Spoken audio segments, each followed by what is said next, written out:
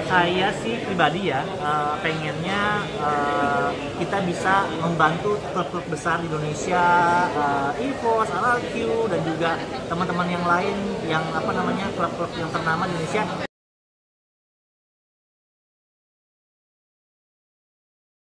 Ya, Mas Edo, mungkin hari ini sedang ada acara apa sih? Ya, sekarang hari ini lagi ada press conference KONI X Sport Academy Indonesia dalam launching e-sport untuk semua. Mungkin awalnya seperti apa bisa sampai bekerja sama dengan KONI? Yes. Jadi sebenarnya kita mengetahui ketertarikan dengan tingkat pemerintahan dalam e-sport.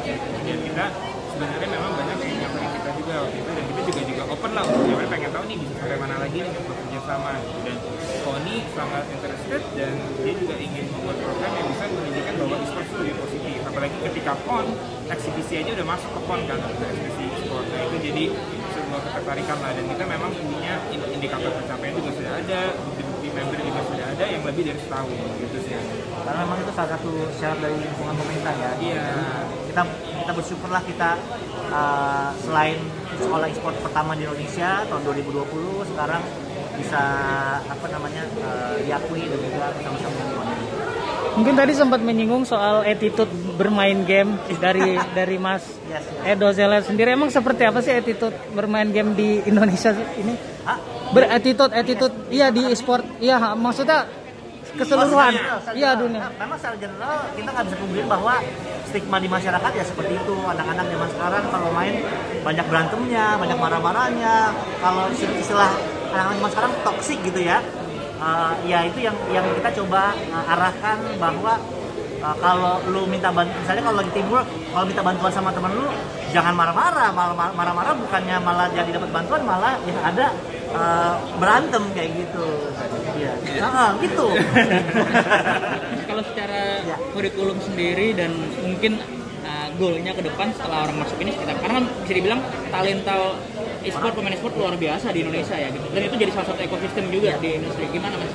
Kalau saya sih pribadi ya, pengennya kita bisa membantu klub-klub besar di Indonesia, EVOS, RRQ, dan juga teman-teman yang lain yang klub-klub yang ternama di Indonesia bisa membantu mereka scouting lebih lagi. Karena kalau dulu kan scouting cuma melihat, wah ini bagus nih. Kalau sekarang kalau ini bagus tapi ternyata sudah punya sertifikasi dari e-sport academy, pastinya akan memudahkan teman-teman klub besar untuk bisa menentukan, oh yang ini selain jago tapi juga dia udah ngerti teamwork, udah ngerti positioning dan lain-lain. Intinya dengan adanya website lebih mudah ya untuk berinteraksi, artinya bisa ngasih datanya tinggal pilih. Ada beasiswa mungkin bagi orang-orang yang nggak mampu gitu? Sekarang kita udah ada beasiswa ya, kita membernya lebih dari 50 orang udah dapat beasiswa. Yes. Kita selalu open talent, kita selalu cari, dan beasiswanya kita langsung, kalian bisa akses kelas, kalian bisa ikut tim, kalian memang siap. Dan kita juga ikut misalkan ada kompetisi nawarin, kita pastinya bisa ngasih beasiswa nggak sih. Jadi nanti kalau yang jago yang belum punya tim, kalau mau join silahkan kita bantu.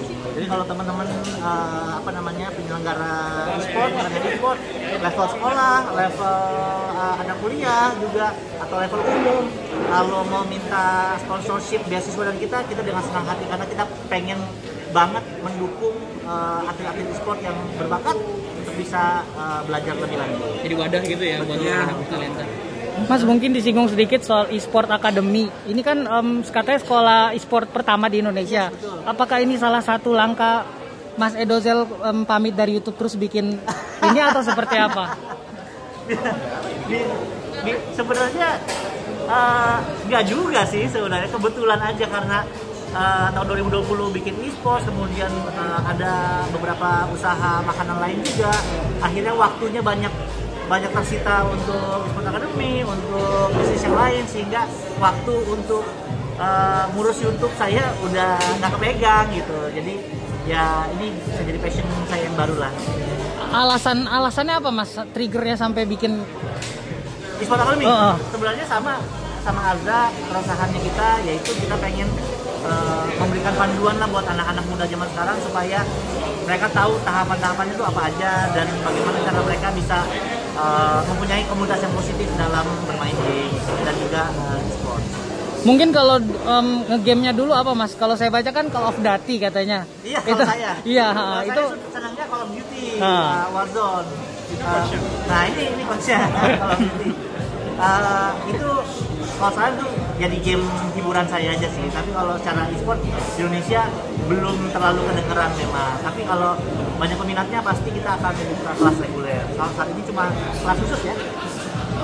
mungkin dulu sampai lupa main game atau gimana sih Mas? Kalau Dulu sih zamannya Counter Strike, wah itu ya udah bikin tim, udah bertanding juga. Gitu. Kalau sekarang sih main game untuk hiburan aja ya, paling malam-malam habis pulang kerja apa segala macam, ngumpul-ngumpul, punya komunitas teman-teman semuanya. Kalau saya sih mainnya sama coach-coach ya. Jadi saya di carry, jadi saya jadi beban aja. Yang terkait YouTube tadi keluar dari YouTube bahkan sampai Daniel Mananta pun Yes. komentarnya gimana tanggapannya? Iya, memang saya merasa kendaraan saya bukan YouTube tapi ya berkatnya Tuhan. Jadi apapun yang keresahan yang Tuhan berikan pada saya, ya saya coba jalani sebaik mungkin. Mungkin ada kejenuhan atau apa, karena kan selama ini saat ini banyak orang yang akhirnya pernah terjun ke YouTube kan, kenapa akhirnya keluar gitu ketika lagi bagus-bagusnya gitu. Kenapa ya? Karena memang nggak merasa bukan panggilannya lagi ya, maksudnya saya merasa saya hidup cuma menghidupi panggilannya saya aja. Kalau memang sudah nggak terpanggil untuk di YouTube ya saya cari yang lain lagi. Sempet rame tuh Mas cari locker, itu maksudnya apa? Itu bercandaan aja. Itu cuma bercandaan aja apa memang? Itu soalnya lucu-lucuan pada nanya, Bang Edo berhenti YouTube sekarang kerja apa? Kerja apa ya? Apa itu?